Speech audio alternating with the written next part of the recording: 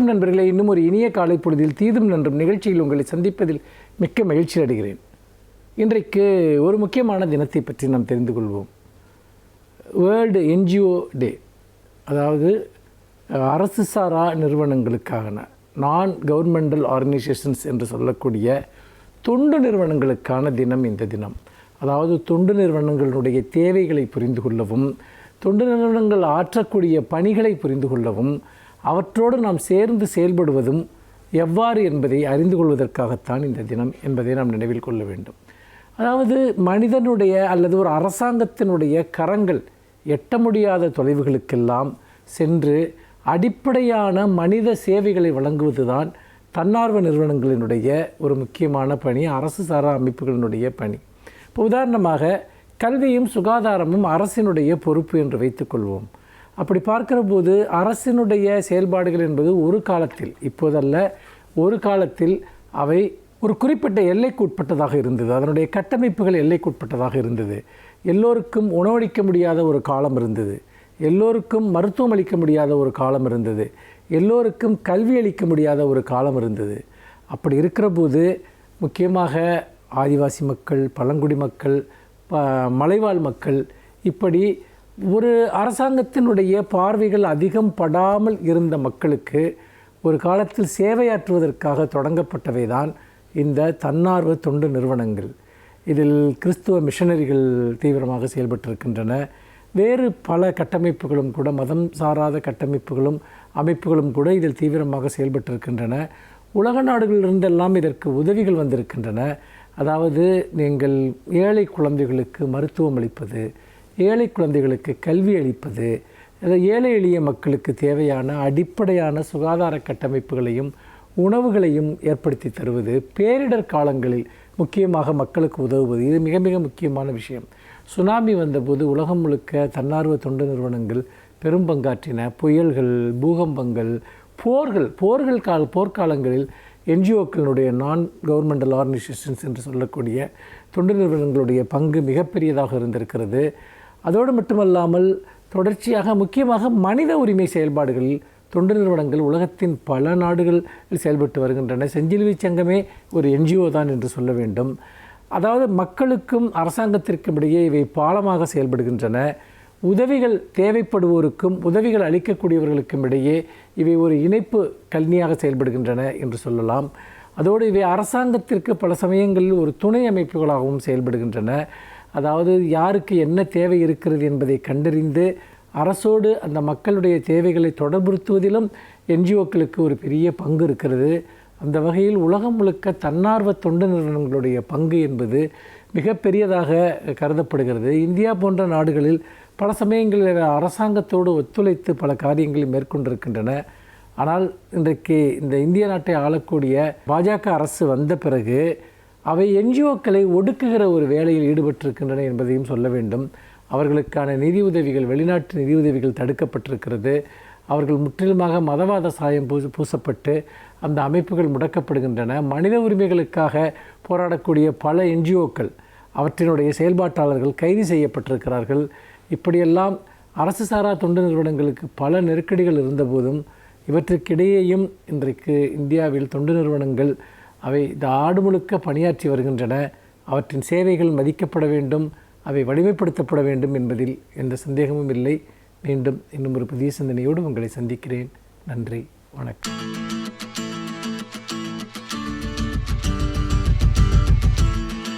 அனைவருக்கும் என் அன்பு வணக்கம். திராவிட இயக்கத்தின் வரலாற்றை ஓரளவுக்கு நாம் அறிவோம். அது 1912ஆம் ஆண்டு திராவிடர் சங்கமாக நடேசனாரால் தொடங்கப்பட்டு, பிறகு 16இல் நீதி கட்சியாக மாறி, 26இல் சுயமரியாதை இயக்கம் உருவாகி, 44இல் அது சுயமரியாதை இயக்கமும் நீதி கட்சியும் சேர்ந்து திராவிடர் கழகம் ஆயிற்று. பிறகு 45ஆம் ஆண்டு மதுரையில் நடைபெற்ற திராவிடர் கழக மாநாட்டிலே தான் எல்லோரும் கருஞ்சட்டையோடு வாருங்கள் என்று பெரியார் அழைத்தார். அதனை கருஞ்சட்டை படை என்றும் கூறினார். எதற்காக கருஞ்சட்டை? இந்த சமூகத்தில் இருக்கிற இழிவுகளை எல்லாம் எடுத்து காட்டுவதற்காக, எதிர்ப்பதற்காக.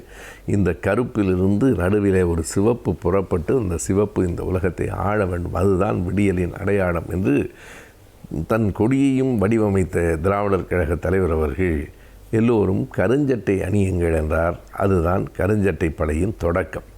ஆனால் அந்த கருஞ்சட்டை படையை 1948ஆம் ஆண்டு மார்ச் மாதம் முதல் நாள் தமிழ்நாடு அரசு தடை விதித்து விட்டது. அப்போது தமிழ்நாட்டின் முதலமைச்சராக இருந்தவர் ஓமந்தூர் ராமசாமி ரெட்டியார்.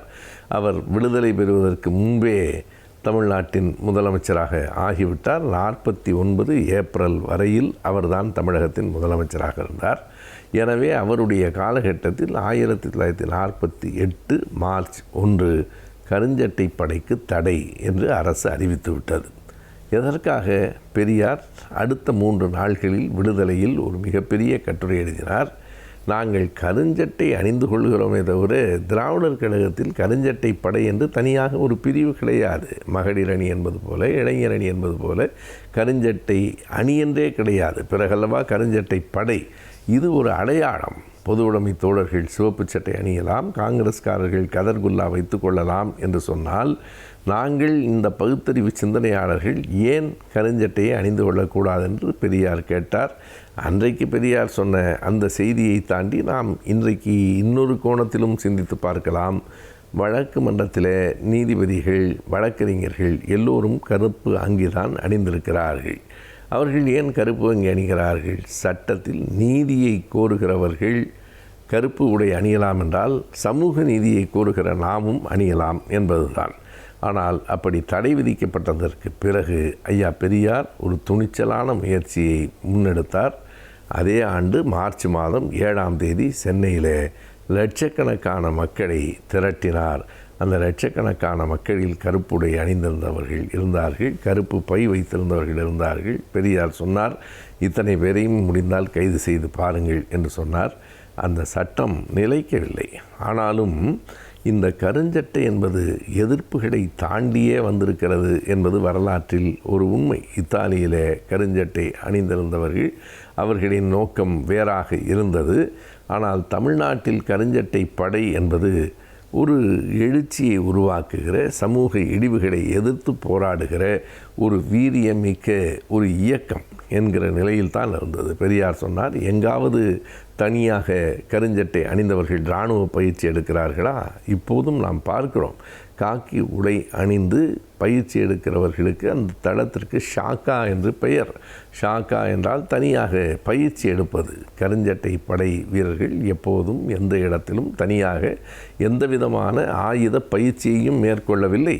எனவே அப்படி ஒரு படையும் இல்லை. அது சொல்லப்படுகிறது. எழுந்தது பார் பெரும் படை என்று சொன்னால் யார் மீதோ போர் எடுத்து வந்திருக்கிறார்கள் என்று பொருள் இல்லை. ஊர்வலமாக வருகிறவர்களை கூட ஒரு பெரும் படையாக வருகிறார்கள் என்று சொல்லுவது உண்டு. அப்படித்தான் சொல்லப்பட்டது. எனவே இதனை தடை செய்திருக்கிறார்கள், நாங்கள் எதிர்கொள்வோம் என்று பெரியார் சொன்னார். அதற்கு பிறகும் கருஞ்சட்டை அணிகிறவர்களின் எண்ணிக்கை குறையவில்லை. இன்னமும் சரியாக சொன்னால் கால ஓட்டத்தில் கருஞ்சட்டை அணிந்தவர்களின் எண்ணிக்கை கூடித்தான் இருக்கிறது. ஒரு விதத்தில் எதிர்ப்பும் தடையும் வருகிற போதுதான் எழுச்சி என்பது இயல்பாக இருக்கும். எனவே ஒரு சட்டை போடுவதற்கு தமிழக வரலாற்றில் இதுவரையில் யாரும் தடை செய்ததில்லை. அப்படி கருஞ்சட்டை போடுவதற்கு தான் சட்டை போடுவதற்கு தடை என்பது வரலாற்றில் ஒரு முறை தான் நிகழ்ந்தது. அது 48வது ஆண்டு.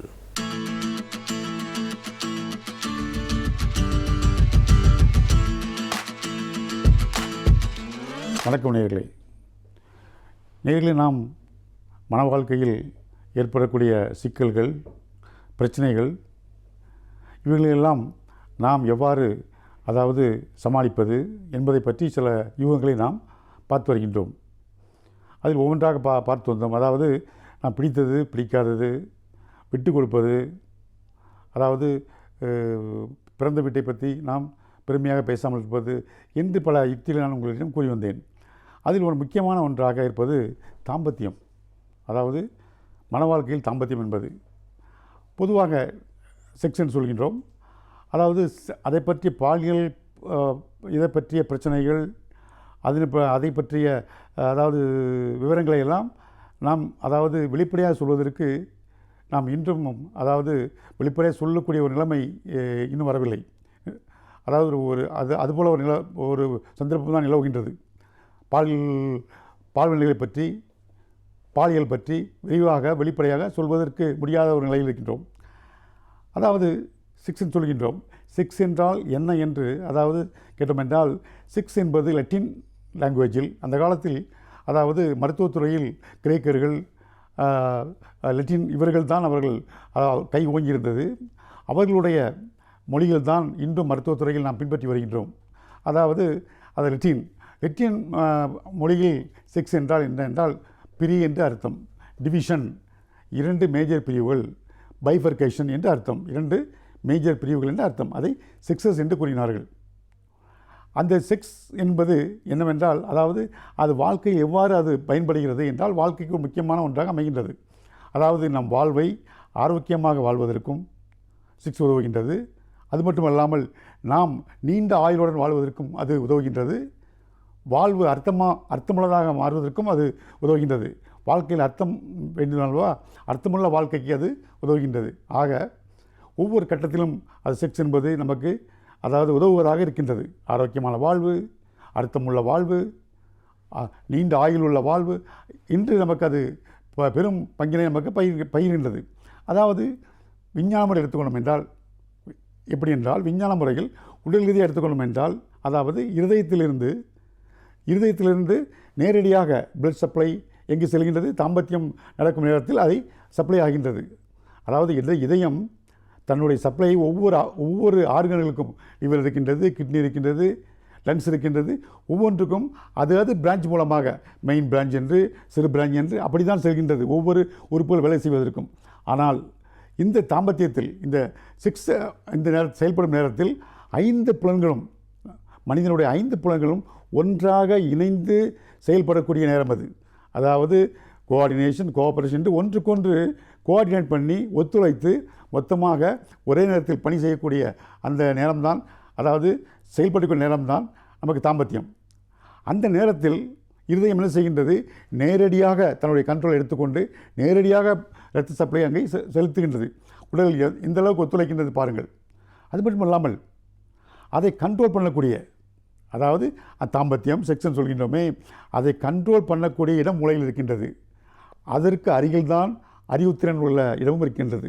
இந்த 2 கண்ட்ரோல் ரூமும் மூளையில் அருகருகே இருக்கின்றது, அருகாமையில் இருக்கின்றது, அடுத்தடுத்து இருக்கின்றது.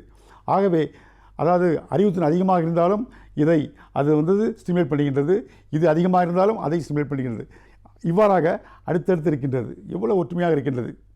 அது மட்டுமல்லாமல் அதாவது நாம் பார்க்கின்றோம், அதாவது உடல் மட்டுமல்ல உள்ளம் கூட, அதாவது தாம்பத்தியம் என்பது தனி மனிதனுடைய வாழ்க்கை, தனி மனித சுதந்திரம் என்றால் கூட இருவரும் இணைந்தால்தான் நாம் அதை செயல்படுத்த முடியும்.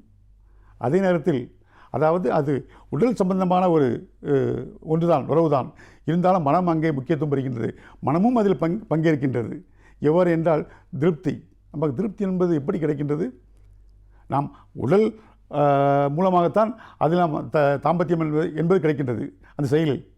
அதே நேரத்தில் நாம் அதாவது திருப்தி என்று ஒன்று உண்டு. திருப்தி அடைந்தால் தானே நமக்கு திருப்தி என்று ஒன்று வரும். அது முடிவு கொண்டு வருவதற்கு ஒரு திருப்தி தேவைப்படுகின்றது. அந்த திருப்தி எங்கிருந்து வருகிறது? மனத்திலிருந்து வருகிறது, மனம். ஆகவே அதாவது தாம்பத்தியத்தில் உடல் ரீதியாக இருந்தாலும் உள்ளமும் முக்கியமாக ஒரு பங்கை ஏற்றுக்கொள்கிறது. ஆகவே இது வாழ்க்கைக்கு முக்கியமான ஒன்று. இருந்தாலும் நாம் அதாவது செக்ஸ் என்ற வார்த்தைகளை சொல்வதற்கு நம்முடைய சமுதாயத்தில் சில ஸ்டிக்மாக்கள் இருக்கின்றது, அடைமொழிகள். அது மட்டுமல்லாமல் பட்ட பெயரெல்லாம் இருக்கின்றது. வெளிப்படையாக சொல்வதற்கே முடியாத ஒரு சந்தர்ப்பம் நிலவுகின்றது. அதனால்தான் இன்று அதாவது என்ன சொல்கின்றார்கள் என்றால், வாழ்வியல் மருத்துவம், வாழ்வியல் கல்வி என்று சொல்கின்றார்கள். அதாவது வாழ்வியல், அது மருத்துவவியல் கல்வி அப்படி என்று சொல்கின்றார்கள்.